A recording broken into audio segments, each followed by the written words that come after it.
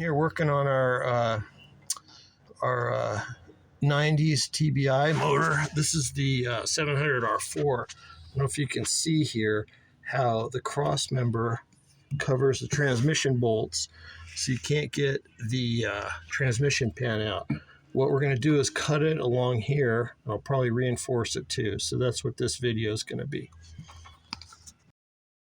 All right, what's the plan, you might ask? Well, I marked it where we're going to cut it, but before we cut it, we're going to put a piece of steel in. So when I was at the steel yard, they had a bunch of this scrap. It's about 1/4 inch with holes in it. So I elongated the hole. So we're going to take this baby and weld it in about there. Give it a little extra strength through that center section where we're going to cut it out. Then we're going to come back in and we're going to cut this section out right here so we get to the bolts on the pan whenever we want to do an oil change. So that's the plan. We're going to weld this guy in so then we can get to the bolt hole underneath fine with the socket. And then we're going to do some cutting. Then we're going to give it a quick paint job and it's going back in. I'll once I show the after, I'll let you know what the welder was set at. I think I'm going to set it for 1/4 inch because this is under 1/4 inch, but I think it's probably about 10 gauge. But we're on a corner and we're on the corner of this, so this will soak up some heat, and I think 1/4 will give us some nice penetration through the whole deal. So that's the plan. I'll check back in after I weld it in. Part of this project, we're going to put the deep pan on this 700 R4.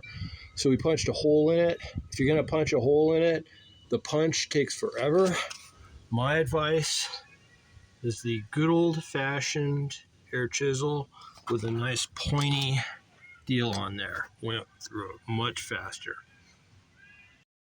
All right, this is what we're going to go for. I think I can hopefully spot it there and spot it there, and then we'll just spot all 4 corners, and then we'll just come in and weld it. And I think I got it pretty well centered up. It's kind of hard to tell with the camera.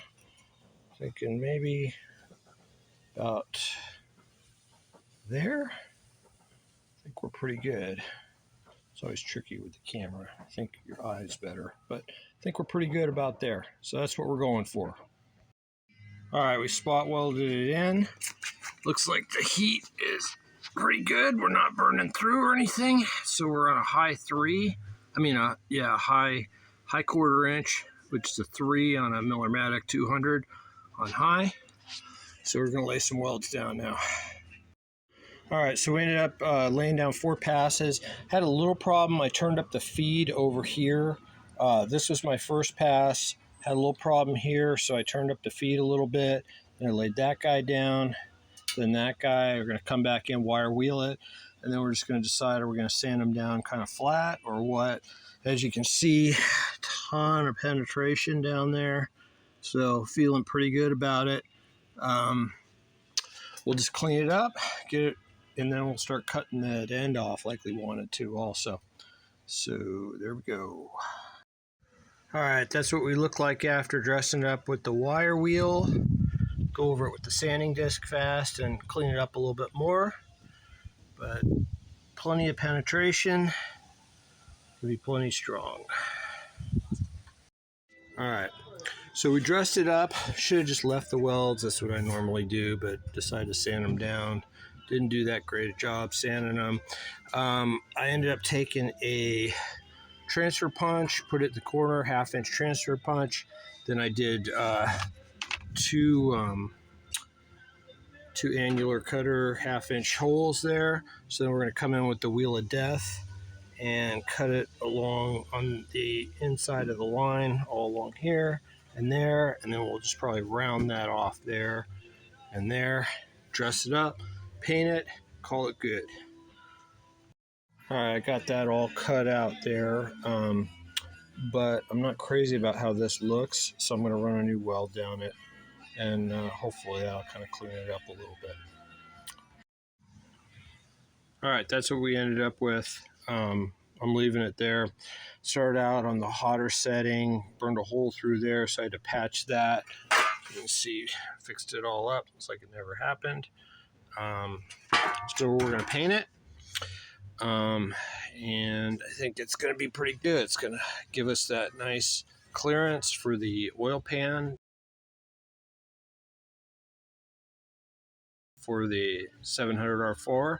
That'll allow us to change the oil if we need to, but we're putting the deeper pan in. I'll put a video up after it's painted and back in the car.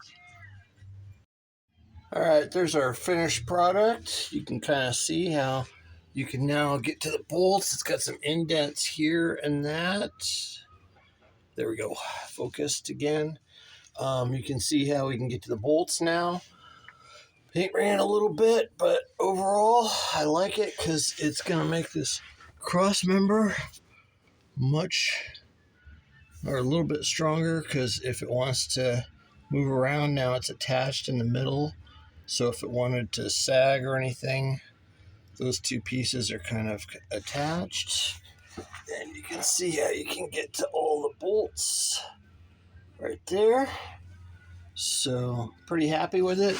We went with the oil pan.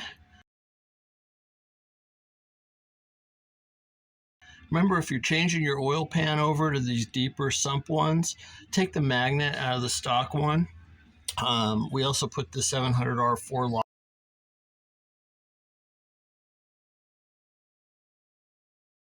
lockout.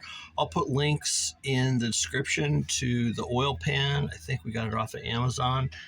And that's about it. And I'll put a link to the lockout switch we ended up using. I think it was a TCI. They were pretty cool. I called them and asked them a few questions, but you can kind of see how we ended up on our Crossmember. Pretty happy with it. This thing is not centered, just so you know. The way the transmission is, the pan is kind of offset. So just make sure if you do this, you mark everything. But I hope you like it. Like and subscribe.